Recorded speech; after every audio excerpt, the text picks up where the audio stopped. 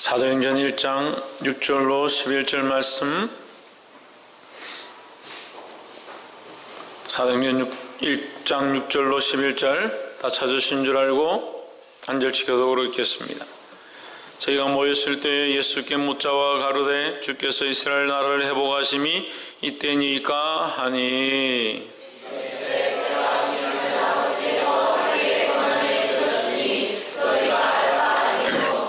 오직 성령이 내게 임하시면 너희가 권능을 받고 예루살렘과 온 유대와 사마리아와 땅끝까지 이르러 내 증인이 되리라 하시니라.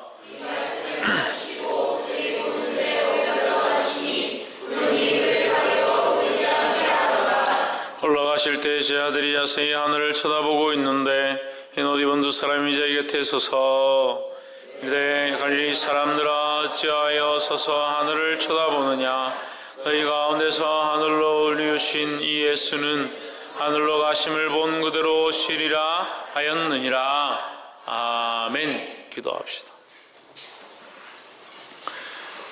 영광과 존귀와 찬양을 받으시기에 합당하신 하나님, 주의 이름을 찬양합니다. 이 추운 겨울 주님 앞에 나와 예배하는 심령들, 그 심령을 따뜻하게 하시고 성령의 은혜로 하나님을 경험하며 말씀을 깨달으며 주의 영광을 볼 수 있도록 도와주시옵소서. 주께서 이 말씀을 통하여 하나님의 거룩한 뜻과 계획들 가운데 순종하게 하실 줄 믿사옵고, 또한 참여하지 못하며 자리에 없으며 또한 나오고자 하는 모든 심령들을 불쌍히 계시고 불러주시옵소서. 감사하며 살아계신 예수 그리스도 이름으로 기도하옵나이다. 아멘. 할렐루야. 아멘. 옆에 사람 인사합시다. 사랑합니다. 축복합니다. 할렐루야. 아멘.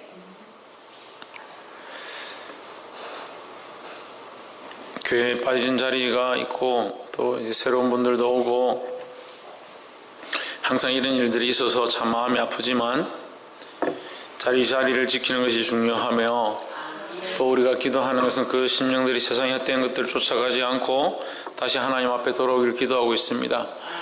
회복되기를 주의 이름으로 축원합니다. 또한 중요한 것은 기존에 있는 사람들이 자기 자리를 지키는 게 중요해요. 근데 지금 오예배 자꾸 빠지는 사람들이 있는데, 머지않아 채찍을 들고 제가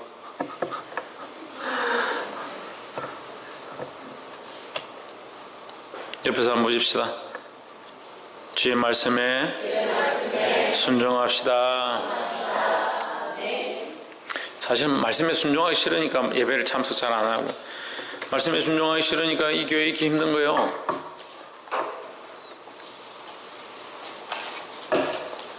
모르는 사람들이 새로 오신 분들이 있으니까 제가 얘기를 하면,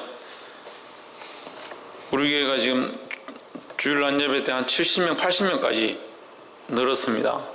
근데 하루아침에 바람이 불어가지고, 그것도 한참 교사하고 청년이고 사역하던 사람들 한 24명, 집사 권사님들까지 다 나갔습니다.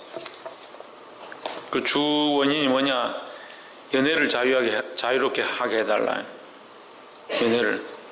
연애를 자유롭게 하든 말든 상관이 없지만, 하나님은 마음에 합하지 않은 연애들을 하려고, 이 사람 저 사람 여기 사귀다 저기 사귀고 무슨, 그럼 연애를 했으면 결혼을 하려고 목적을 가지고 연애를 해야지. 연애의 목적이 그냥 연애의 그 즐거움을 느끼려고 하는 게 아니에요. 그건 무슨 연애입니까 그게? 그건 엔조이지. 자기 쾌락을 찾는 거죠. 사람의 본성은요, 그렇게 사람의 본성은 하나님 말씀 앞에 그렇게 굴복하는 스타일이 아닙니다. 강남 스타일이 아니고 하나님 말씀에 순종하는 스타일이 아닙니다. 사람의 본성은. 내버려둬 보세요. 아이들이 말씀대로 나오고 점점 착해지는가? 제가 우리 이삭이 얘기했죠. 세상에 법 없이도 살 수 있는 사람 중에 몇 명 뽑으라면 그 중에 이삭이 저 뒤에 한 5번째 들어가는데, 가만히 내버려두니까 게임에 빠져가지고 주일날 왔을 때마다 눈이 대미하게 한 대 얻어맞은 것처럼 이리 앉아있는.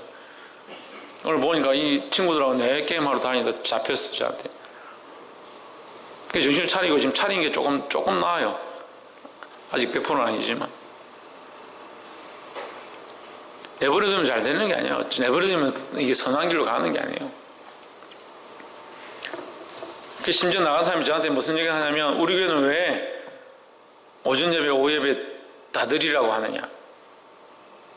오전 예배, 오후 예배 다 드리는 게 대한민국 교회들이 거의 다 그렇게 하는데, 지금 요즘은 좀 사람들이 오후 예배 잘 안 한다고 편하게 오후 예배를 안 하는 교회들이 있습니다.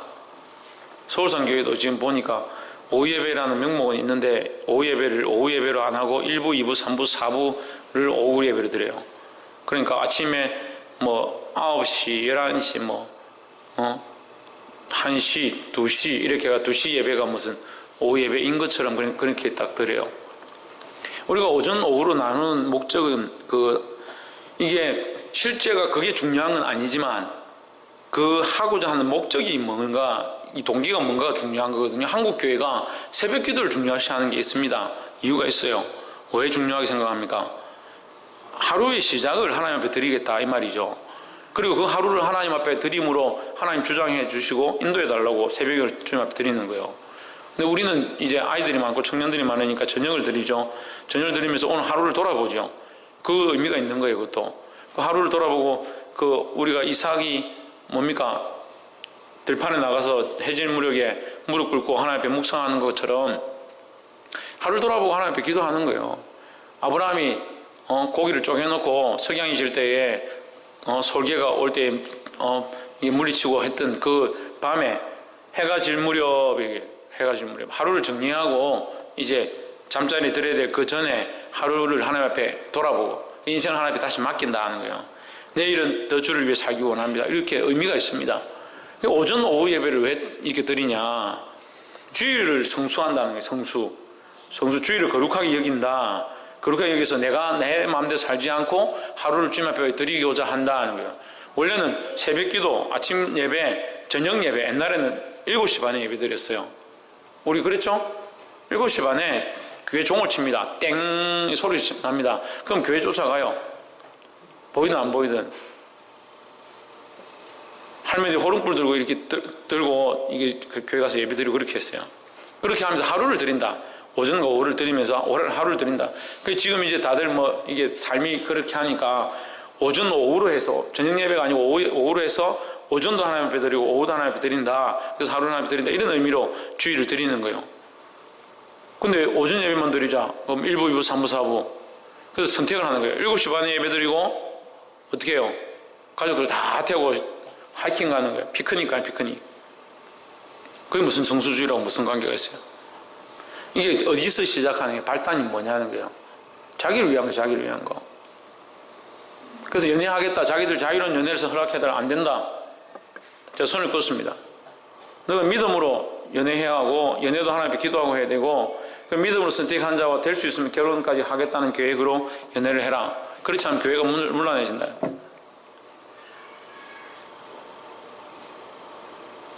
이렇게 연애를 하고 있었는데 이렇게 또 연애를 하겠다는 거예요.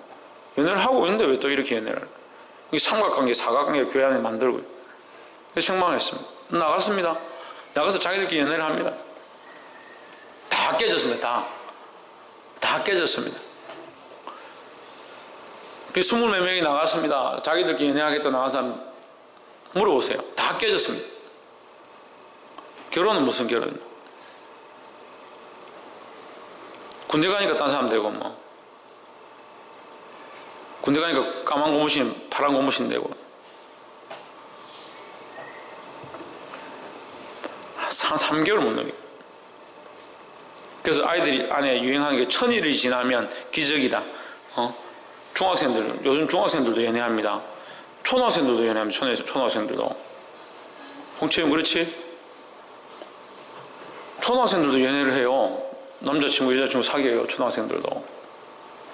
그러니까 심지어 교회 와가지고 전도를 해서 새신자를 데려왔는데 데려오자마자 앞에 찬양 인도 희경이가 열심히 찬양 인도를 하니까 그때 제가 한 중학생 좀 돼 보이는데 희경이 보더만은 누나 몇 살이에요? 저하고 사귈래요. 노래 잘 부른다고. 그때 오래됐어요. 지금 몇 년 됐는데 이 교회에 있을 때 말고. 자기들의 법을 따라서 자기들이 하고 싶은 일들을 쫓아서 가는 자들은 그 결과가 뻔히 보입니다. 그것 때문에 제가 마음이 아파서 그렇게 하지 말라고 하는 건데 그런 길들을 선택을 해요. 근데 여러분 마음에 우리가 원하는 것과 주님이 원하시는 것이 달라요. 근데 우리는 자꾸 뭘 찾느냐? 내 마음이 원하는 거, 내가 하고 싶은 거, 그걸 찾다 보니까 결국 잘못된 길을 선택하는 거예요. 아이들이 하고 싶다는 대로 하면 안 돼요. 그래도 어른들은 좀 낫죠. 왜 낫습니까? 다 해봤으니까. 연애도 해봤고 돈도 써봤고 명품 가방도 들어보고 거짓말도 해보고 다 해봤지만 별 소용이 없더라. 그래도 바로 키워야겠다. 내 자식들은 바로 키워야겠다. 내가 다 경험해보니까 자식들은 바로 어른들은 좀 나아요. 그래도 여전히 어떻게 하냐? 자식을 자기 사랑의 방식으로 자기가 하고 싶은 대로 그렇게 키웁니다. 근데 우리는 이것을 훈련해야 합니다. 내가 주인 되고 내가 하고 싶은 것에서 하나님 원하시는 것을 바꿔야 합니다. 오늘 사도행전 이제 종합일이라 되어 있는데 종합일이라 이렇게 하면 사람들이 종합일이 뭐야? 사도행전을 우리가 이제 1장부터 28장까지 다 했어요. 다 했는데 이걸 정리를 할 것이 좀 필요한 것 같아요. 여러분 세부적으로 너무 이렇게 우리가 세부적으로 말씀을 보았기 때문에 전체적으로 흐름이 어떤가, 왜 이 말씀들을 하고 계신가를 우리가 훑어볼 필요가 있다. 그래서 이번 주와 다음 주에 사도행전 종합편을 합니다. 하고 새해부터는 우리가 지금 저녁 기도회 때는 창세기부터 지금 구약을 하고 있습니다. 구약을 하고 있는데 제가 원래 이제 이 설교 패턴이 있어요. 평일은 구약 성경을 하고 주일은 제가 패턴을 이렇게 해놨지만 실제로 말씀할 때는 우리가 보는 것과 다르게 하나님 말씀하시니까 그때 맞춰서 말씀하시니까 참 감사하고 은혜가 되지만 주일은 제가 될 수 있으면 여러분 쉽게 하려고 사복음서를 하든 주 위주로 제가 이렇게 설교를 하고 오후는 이제 사도행전을 계속 했었어요. 사도행전하고 수요일은 지금 서신서 어렵거든요. 서신서부터 해가지고 뒤에 지금 계시록까지 가려고 지금 생각을 하고 있는데 지금 새 생각해 보니까 사도행전 끝나고 사실 로마서를 다시 할까 생각했어요. 로마서 우리가 전에 했는데 다시 할까 생각했는데 로마서를 다시 하는 것보다 기초를 다시 좀 닦는 것이 필요하겠다. 말씀 어렵게 이렇게 하는 것도 물론 우리에게 귀한 것이 되지만 기초가 없는 사람들도 많다. 그런 생각이 있어서 사복음서를 마태, 마가, 누가, 요한 사복음서가 뭔지 모르는 사람도 있더라고요. 사복음서 이렇게 하면 사복음서 뭡니까? 이렇게 하는 사람도 있어요. 이게 마태, 마가, 누가, 요한. 그러니까 마태복음, 마가복음, 누가복음, 요한복음, 복음이 붙은 이 복음 4가지죠. 그래서 사복음이다. 4가지 복음이다. 이렇게 하는데 이 사복음서는 반드시 누구의 행적? 예수 그리스도의 행적에 대해서 기록한 것이기 때문에 이것이 복음서라는 거죠. 이게 예수님을 대해서 기록하지 않아서는 복음서가 아닙니다. 그럼 사도행전은 뭐냐? 사도행전은 역사서로 보는 게 맞습니다. 역사서로. 성경의 역사하심이라서 역사서라기보다 역사서는 그 시대의 히스토리, 그 시대의 역사적인 사실들을 기록한 것이다 라는 거죠. 그래서 사도행전은 아주 실제적인 상황들에 대해서 기록을 많이 합니다. 왕이 누구였고 총독이 누구였고 그 시대에 그것을 다스리던 황제가 누구였고 또 누가 일어나서 어떤 일들을 꾸미고 어떻게 잡혀가고 어떤 일들이 일어났고 모반하고 목이 베이고 그렇게 하는 것들을 구체적으로 기록하고 있습니다. 그래서 사도행전은 이 역사서인데 왜 중요하냐? 복음서와 이제 역사서가 있고 그 뒤에는 뭐예요? 서신서예요. 서신서. 로마서, 고린도전후서, 갈라디아서, 에베소서, 빌립보, 골로새서, 데살로니가 전후서, 디모데 전후서, 디도서, 히브리, 야고보 주로 서신서로 가죠. 서신서로 가면서 이 서신서 안에 그 교리에 깊이 있는 것들을 이렇게 말씀을 하고 있습니다. 그러니까 이 서신과 말씀의 복음에 깊이 있는 것들과 실제 예수님의 행적, 이것을 연결시켜주는 연결고리가 이 사도행전이에요. 사도행전이 이 서신과 이 복음서를 연결시켜주는 아주 중요한 역사적 기록이다라고 보시면 됩니다. 그럼 사도행전 누가 기록했느냐? 누가 기록했어요? 누가 기록했죠? 누가가 기록했습니다. 누가가. 이 사도행전은 누가가 기록했습니다. 누가는 뭡니까? 의사였습니다. 의사. 의사인데 그 높은 관직에 있는 자들을 치료하는 그 의전을 맡고 있었습니다. 그래서 누가가 그 높은 관직에 있는 사람들에게, 그 로마에 있는 높은 관직에 있는 사람들에게 복음을 전할 수 있는 기회가 있었지 않는가, 담대히 말할 수 있는 이런 기회가 있었지 않는가, 이렇게 보아집니다. 그걸 알 수 있는 게 사도행전 1장 1절을 보면 돼요. 데오빌로요, 이게 총독이죠, 총독. 데오빌로요, 내가 먼저 쓴 글에는 물은 예수의 행하심에 가르치시기를 시작하심부터 그의 택하신 사도들에게 성령으로 명하시고 성천하신 날까지의 일을 기록하였노라. 이 데오빌로, 그 총독에게, 총독 각하에게 뭘 썼느냐, 이 편지를 쓰면서 이 복음을 전하는 거죠. 누가가 이 복음을 전하면서 그가 이 사도행전의 내용들을 전개해 나갑니다. 나가면서 사도행전 초반부에 뭐가 있느냐, 6절에 보면 저희가 모였을 때 예수께 묻자와 가로되 주께서 이스라엘 나라를 회복하심이 이때니까, 저희가 모였을 때 어디 모였습니까? 예수님이 성천하시는 곳에 모였죠. 예수님이 지금 이제 제자들과 작별하시는, 그러니까 사복음서를 보면 예수님이 부활하셔서 제자들을 만나주시고, 부활하셔서 제자들에게 자기 못자국을 보이시고, 또 부활하셔가지고 뭐합니까? 그들과 함께 잡수시고, 그렇게 하시다가 이제 때가 돼서 예수님이 올라갑니다. 왜 올라갑니까? 예수님이 왜 올라가야 합니까? 계속 계시지. 예? 성령을 주시기 위해서요. 할렐루야. 성령을 주시기 위해서. 물론 예수님이 신적인 권위로 이 세상의 가운데 역사하실 수 있지만, 완전한 몸을 입으시고 어디든 가지만, 우리 여기 예배할 때 나타나고 저기 예배할 때 나타나고, 뭐 여기 큰 사람 교회만 와 있을 수 없잖아요. 그럼 한 번 그 주일 예배 때 예수님이 여기 오셔가 여기 앉아 계시면 우리가 얼마나 은혜가 되겠습니까? 근데 여기 앉아 계신 예수님이 지금 뭐 삼성교회하고 저 이슬교회하고 이런 교회도 가야 되잖아요. 그럼 어떻게 해요? 여기 1초 보이고 저기 1초 보이고 뭐 그렇게 하실 거예요? 그러니까 예수님이 가시는 것이 우리에게 유익이다. 왜? 성령이 우리 안에 들어오셔서 우리의 마음을 감동하시기 때문에. 그래서 하나님의 깊은 것까지 통달하신 성령이 오시면 우리가 하나님 뜻들을 알게 된다, 깨닫게 된다라고 말씀하시면서 예수님이 이제 마지막 가시는 장면이다. 그럼 예수님 어디 가셨습니까? 하나님 보좌 우편에 가셨습니다. 하늘나라에 가셨습니다. 근데 모르는 사람들은 뭐라고 그래요? 내가 예수다. 우리나라에도 예수가 한 150명 된대요. 125명인가 뭐. 우리나라도 예수가 내가 예수다. 너무 많아요. 125명. 한 두세 명 되면 제가 이거 한번 가서 만나보겠는데 125명이나 따라서 사람은 원래 교만하다. 사람은 원래 교만합니다. 원래 교만한지 잘 모르겠으면 자기 남편을 보세요.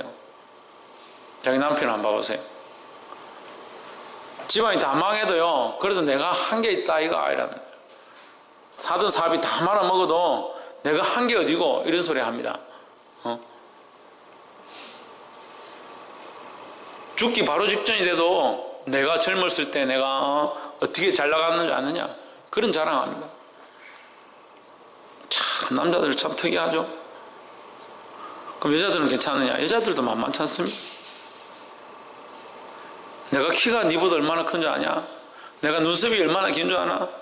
내가 이리 볼 게 없는 것처럼 보여도 내가 쌍꺼풀이 내가 속쌍꺼풀까지 내가 삼중이다 뭐 자랑 다 자랑합니다. 내가 이렇게 보이지 않아? 내가 벗기 놓으면 내가 배국 피부 해가 뭐하게.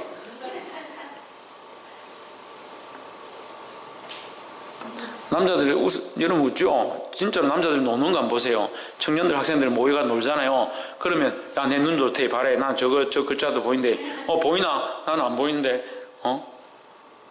나는 뭐 이거 할 수 있대. 전부 경쟁을 하고요. 뭐 좀 잘한다 뭐 잘한다. 이게 사람의 심리가 그래. 심리가 자기 잘난 맛에 사니까. 그것 또한 그리스도 안에서 훈련되어지기를 소망합니다. 그래서 예수님 오셔가지고 이제 그들을 이제 작별하는 이 장면이 지금 오늘 나와 있습니다. 작별하시면서 그 장면에서 뭘 하느냐? 너희는 예루살렘을 떠나지 말고 7절에 때와 기한은 아버지께서 아실 것이고 8절에 예루살렘 떠나지 말고 너희 기다리라. 뭘? 오직 성령이 너희에게 임하시면 너희가 권능을 받고 예루살렘과 온 유대와 사마리아와 땅끝까지 이르러 내 정인이 되리라. 되리라는 뭡니까? 명령이고 또한 예언이다. 그러면 이 말씀 속에는 명령과 예언이 같이 들어있는 거예요. 그렇게 될 것에 대한 예언과 명령이 같이 되어 있습니다. 그러면 이 말씀을 순종하고 너희는 떠나지 말고 성령이 반드시 임할 거니까 임하면 이런 역사가 일어날 것이다 라는 거예요. 할렐루야. 그러면 이 성령의 역사를 이게 명령하시고 예언하시고 예수님이 이제 성천하십니다. 성천하시고 나서 이제 이 사도행전 역사가 이제 이어지는 거죠. 복음서가 끝나고 예수님의 그 행적의 복음서가 끝나고 이제 그 사도들이 거기 기다렸던 그걸 보고 있었던 500명의 성도들이 그것도 다 떠나고 몇 명 남은 120문도만 남았지만 다 어디 갔는지 모르겠지만 하여튼 120명이 모여서 마가다락방에서 기도합니다. 그 기도하고 거기서 베드로가 성령이 충만해가지고 가룟 유다가 죽은 자리 그 자리를 대충 보충하고 사도를 한 명 세우죠. 그게 1장의 그 모습으로 끝납니다. 그림을 좀 띄워주세요.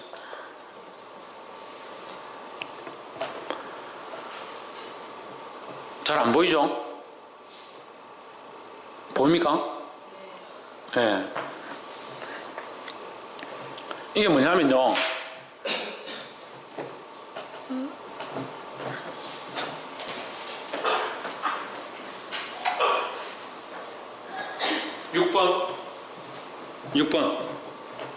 육 번 마이크.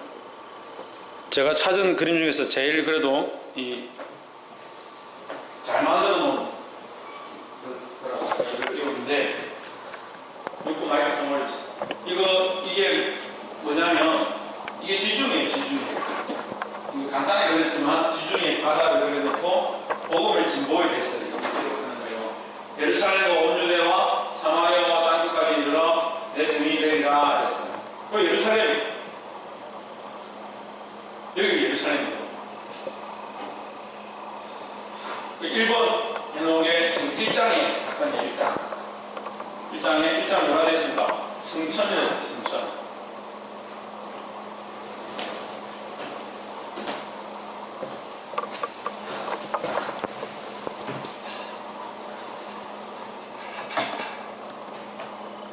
(6번이) 안 켜지는구나.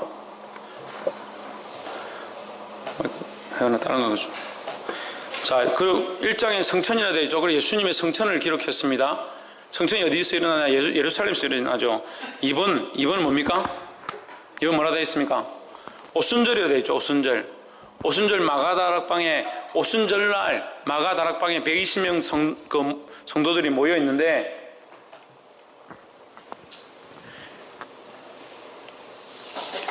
거기 성령이 임하는 역사가 일어나죠. 예수님 성천하시고 첫 번째 사건이 오순절 성령 강림의 사건이다. 성령이 강림하시니까 제자들이 뭐합니까? 나가서 7번 성령으로 말미암아 그들이 가만히 있을 수 없어서 복음을 전하기 시작하는데 어디서부터 전합니까? 예루살렘부터 전하죠. 예루살렘부터 전하기 시작한다. 그래서 3장에 뭐요? 안전뱅이가 있는 곳에 그 베드로와 요한이 성전에 기도하러 올라가다가 그 미문에 앉은 그 성전이 어디예요? 예루살렘이죠. 그 예루살렘 안에 있었다는 게 아니 예루살렘 안에서 이 사건들이 일어나요. 동그라미가 뭐냐면 이 예루살렘 아니다. 안전뱅이를 일으키는 사건이 일어납니다. 이 사건으로 말미암아 베드로와 요한이 이 안전뱅이를 엘코를 죽여야지.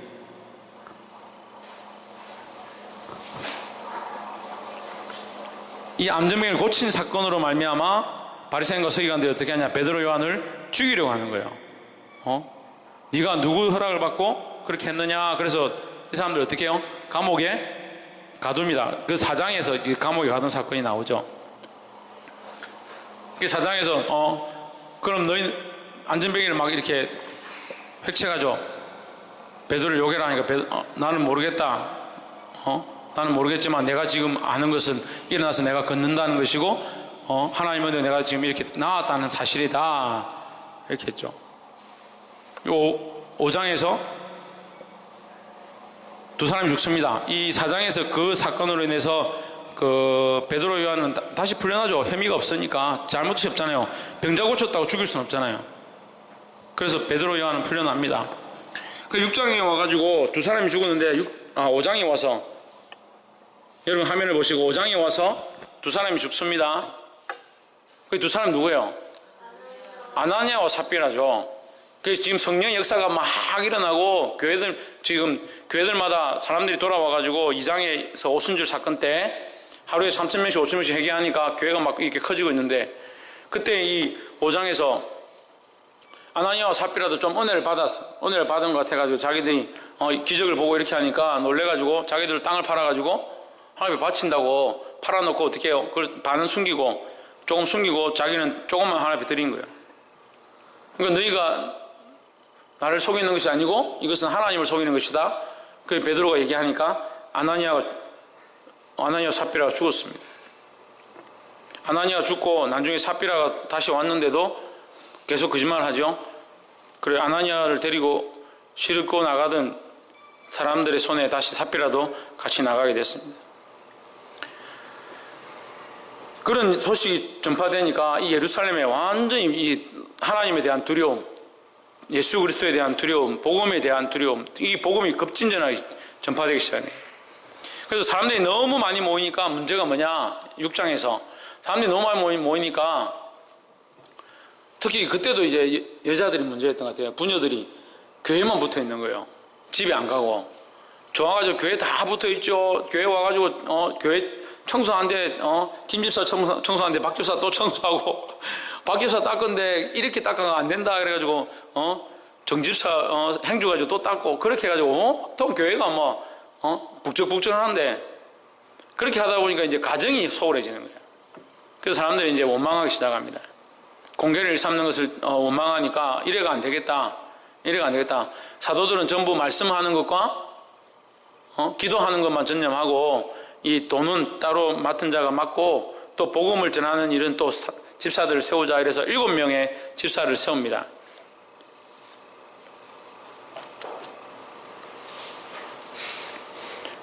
그 7집사 중에 대표 빌립과 스데반, 버러그로, 니가노르 뭐 이런 사람들이 있었는데, 그 중에서 그래도 이 사도행전에서 중요한 역할을 하는 사람들이 빌립하고 스데반이에요.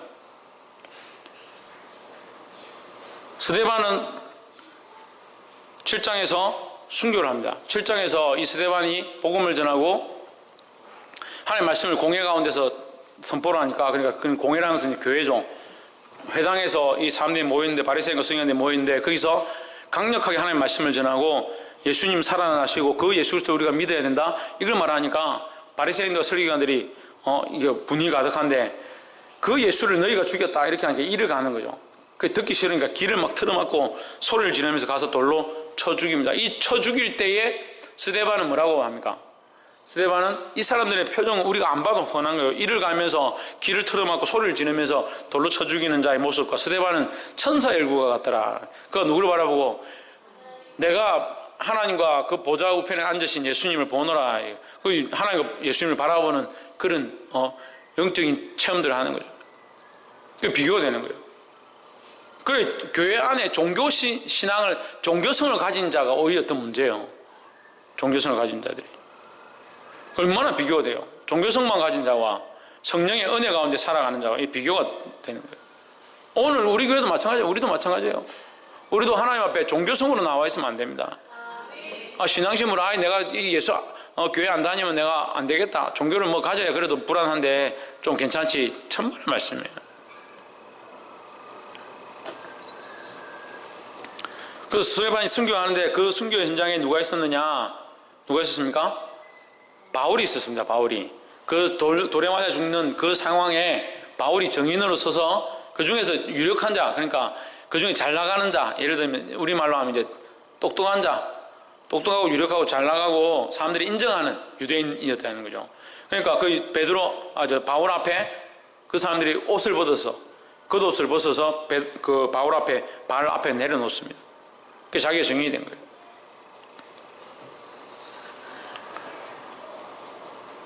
그렇게 그 사건이 있고 나서 복음이 이렇게 그 스데반이 죽었으면 복음이 이렇게 덜 그거 돼야 되는데 전하지지 않아야 되는데 그거 돼야 되는데 사모님 전화 통화하는데 옆에 들어보니까 그 시기 그거 해서 그게 그 시기 그거 아이가 이런데 통화를 서로 하더라고요. 복음이 그거 해서 그거 되지 않았나 알아듣습니까?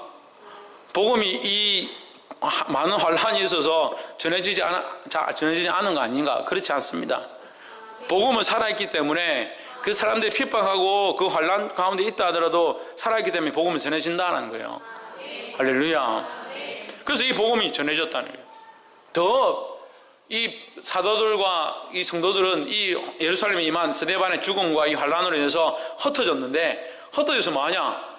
흩어져서 도망가도 거기 가서 또 살아계신 하나님을 전하는 거예요. 내가 예루살렘에서 그런 경험을 했다 이러 전하시는. 그래서 점점 어디로 가냐? 유대인 가운데 예루살렘에서 이제 8장을 지나면서 유대인 가운데 복음이 전해지기 시작하는 거예요. 그래서 저건 지금 8장에 유사선교라 적혀 있는데 이 선교의 시작이라는 거죠. 선교의 시작. 선교 시작에 누가 나서냐? 빌립이 났습니다. 빌립이 누구예요? 집사죠. 집사로서 복음을 전하고 그 다음에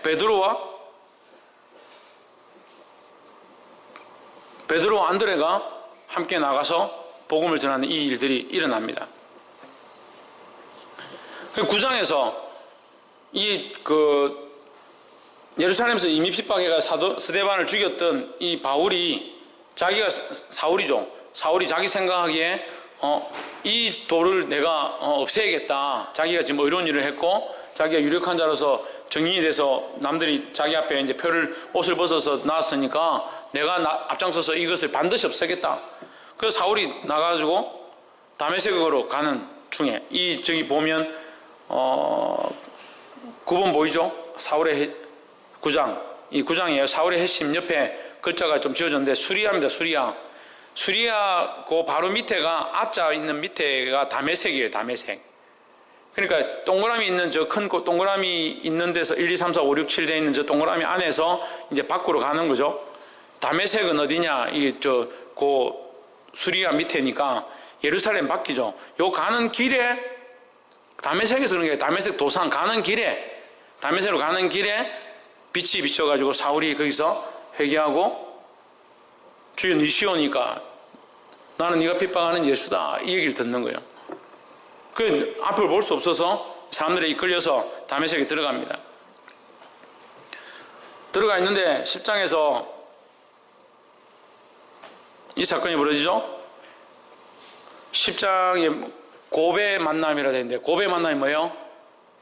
고베는 일본에 있는 도시 이름이 아니고 고베가 뭐예요? 고넬료와 베드로가 만나죠. 고넬료와 베드로 만나는 사건이 왜 중요합니까? 자, 이 복음이 여기 예루살렘 안에서 지금 있었잖아요. 예루살렘 안에. 고넬료는 어디 사람이에요? 이방인이죠. 이방인에게 베드로가 복음을 들고 나갔다.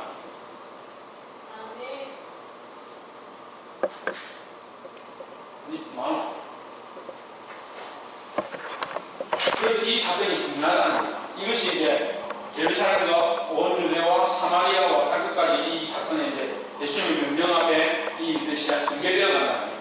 뭐가 전개되어 갑니까? 복음의 확장이 전개되어 갑니다. 이 복음의 확장은 누구의 명령에 따른 겁니까? 예수님의 명령에 따른 것이다.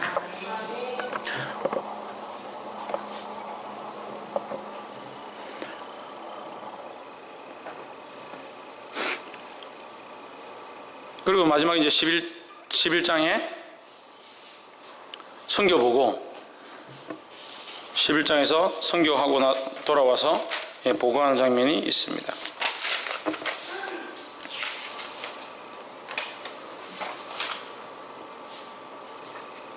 아, 예, 9장이 빠졌네. 9장이 요바이 다비다라 되는데 이 9장에서 그 사울이 누구를 만나요? 하나님 누구를 보내십니까? 제가 그때 성령의 동시적 역사다라는 걸 설교를 했었어요. 누구를 보내세요? 사울이 기도하고 있는데 아나니아를 보내죠. 아나니아 선지자를 보내죠. 아닙니까? 아나니아가 기도하는 중에 성령의 음성을 듣고 성령께서 뭐라고 하시냐, 아나니아가 제가 갈 수 없습니다. 사울이 믿는 사람들 핍박하는 자입니다. 그렇게 하니까 성령이 뭐라고 합니까? 바울이 지금 기도하는데 그가 무릎 꿇고 너에게 안수받아 예수님을 눈을 뜨게 되는 것을 내가 보는도다, 이렇게 아나니아에게 보여주는 거예요. 그러니까 동시적으로 역사하고 있는 거죠. 성령이 여기서도 역사하고 있고 사울을 만지고 있고. 그래서 우리가 중보하고 기도하면 성령은 어떻게 하시냐, 우리 안에만 역사하시는 것이 아니라 우리가 중보하고 기도하고 부르짖고 나가면 우리가 기도하는 중에 성령은 거기 가서 이미 일하고 계신다. 할렐루야. 성령이 이미 거기 가서 역사하고 계신다. 그것을 믿어야 합니다. 그래서 자, 이 이제 전반부 제가 종합 1을 이제 끝냈는데, 종합 1이 이렇게가 끝나요. 그리고 이제 사울이 회심하고 돌아와서 이제 선교를 시작하는 거죠. 위에 아시아로 거쳐서 이제 선교를 시작합니다. 다음 주에 이제 그 부분은 또 얘기를 하고. 그런데 이것은, 이 복음의 전진은 누구의 명령이라고요? 예수님의 명령이죠. 그럼 너희가 뭘 받으면? 성령을 받으면 예루살렘과 온 유대와 사마리아와 땅 끝까지 이르러 내 증인이 되리라 하는데, 예수님께서 명령하셨는데 뭐가 오면? 성령이 오시면 했습니다. 그럼 성령은 누구의 명령을 따른다는 겁니까? 성령이 오시면 일어나는데 성령은 누구의 명령을 따른다는 거예요?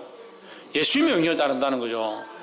그래서 이 복음의 전진은 누구의 뜻이냐? 예수님의 뜻이고, 더 나아가서 아버지 하나님의 뜻이다 하는 거예요. 그래서 아버지 하나님의 뜻이 예수님을 통해서 명령되어졌고, 그 명령을 성령께서 이루어 가신다는 거예요. 성령께서 누굴 통해서? 성도들을 통해서. 결국 120문도는 뭐냐? 120명 성도죠. 120명 성도들이 기도하는 가운데 성령을 받고, 거기서 12제자가 나아가서 복음을 전하고, 또 7집사를 세워서 복음을 전하고, 그 사역들을 하는 거예요. 할렐루야. 그들이 사도로 부름을 받아서 이 사역을 하지만, 마찬가지로 우리도 또한 복음으로 하나님 앞에 부름을 받아서 이 사역을 하는 겁니다. 그래서 말씀을 했겠습니다. 이 사도행전에 이제 우리 종합 1을 해가지고 전반부를 이렇게 봤는데, 무엇으로 이게 시발점이 되느냐? 성령으로 시발점이 되었다라고 우리가 많이 봅니다. 그러면 더 또 중요한 것은 뭐냐? 예수님의 명령이었다라는 거예요. 예수님의 명령으로 말미암아 성령으로 인해서 예수님의 명령을 받고 성령을 기다린 자에게 성령이 오셔서 그들을 인도해 갔다라는 거예요. 그러니까 우리는 예수님의 명령을 받은 자입니다. 우리의 의지가 필요하고 우리가 하고자 하는 노력들이 필요하고, 그래서 선교도 하고 전도도 하고 아이들 가르치는 것도 필요합니다. 근데 또한 뭐가 있어야 되느냐? 성령이 있어야 되는 거예요. 성령을 하지 않으니까 자꾸 지치는 겁니다. 봉사를 하고 섬김을 하고 교회 일을 하는데 성령을 하지 않고 하나님의 도우심을 하지 않으니까 지치고 힘들고 못할 것 같다. 그렇게 되어지는 거예요. 그럼 믿음으로 주님을 바라보고 우리가 노력하는 것도 필요하지만 뭘 사모하냐? 성령을 사모하고, 성령께서 우리를 도우셔서 우리가 우리의 뜻에 이루는 것이 아니라 예수님의 명령 앞에 그 성도들이 이끌려갔던 것처럼 살아가기에는 그냥 자기들 흐른 대로 흘러가는 것 같고, 그냥 살다 보니까 핍박이 있어서 도망쳐서 막 흩어진 것처럼 보이지만, 실제로는 뭐하고 있냐? 성령은 예수님의 명령을 따라 그 사역들을 행하고 있다는 거예요. 할렐루야. 그래서 반드시 이루어진다. 그 명령이 이루어진다. 그럼 우리는 어떻게 해야 합니까? 그 명령에 쓰임받는 자가 될 거냐, 아니면 거스르는 자가 될 거냐 하는 거예요. 이것도 잘 구분이 안 돼요? 그 명령에, 예수님의 명령에 쓰임받는 자가 되고 싶습니까? 거스르는 자가 되고 싶습니까? 쓰임받는 자가 되어야죠. 쓰임받으려면 어떻게 해야 되느냐? 내가 잘 뜻을 분별하지 못하고 내 감정이 많고 내 생각들이 많으니까 어떻게 하면 쓰임받느냐? 성령에 이끌리면 되는 거예요. 그래서 우리가 기도하는 것도 하나님 앞에 부르짖고 간구하고 우리가 원하는 기도를 하는 것도 중요하지만, 성령을 구하는 기도는 항상 해야 하는 거예요. 그래서 우리가 날마다 기도하잖아요. 기도할 때 성령의 충만함을 주십시오. 또 하다못해 아침에 자고 일어나서 제가 말씀드렸어요. 자고 나서 기도할 시간이면서 이빨을 닦으면서도 성령님 오늘 하루도 우리를 인도해 주십시오. 이렇게 기도하면 돼요. 아침에 일어나가지고 씻고 머리 감고 옷 입고 눈, 코, 입 찍어 바르고 뭐 입을지 하는 데는 1시간씩 걸리는데 기도하는 시간은 없어. 기도할 시간이 없어. 그러니까 1시간 찍어 바르면 1시간 기도하라는 게 아니고 그렇게 하면 여러분 그렇게 제가 막 뭐라 하면 다음 주부터 제가 체크해가지고 아침에 1시간 찍어 발랐습니까? 30분 찍어 발랐습니까? 기도 몇 분 했습니까? 이렇게 하면 다 안 올 거니까 그 찍어 받으면서 기도하면 되잖아요. 입술 바르면서 성령님 오늘 우리를 인도해 주십시오. 그러다 옆으로 잘못처럼 닦으면 되고 성령의 인도함을 구해야 된다는 거예요. 성령의 인도함이 있기 때문에 이 사도의 행전이 여기 성경에 기록된 거, 사도들의 그 행적들이 여기 기록될 수 있는 거지. 자기들이 마음대로 걸어간 거면 이 성경에 기록되기에 합당치 않는 거죠. 아나니아와 삽비라서는 죽은 자, 그건 기록됐기 때문에 축복이 아니에요. 그건 저주죠. 우리는 그런 자의 삶을 사는 것이 아니라 성령에 이끌려서 주님이 기뻐하신 삶으로 나아가게 되기를 주의 이름으로 축원합니다. 기도하겠습니다.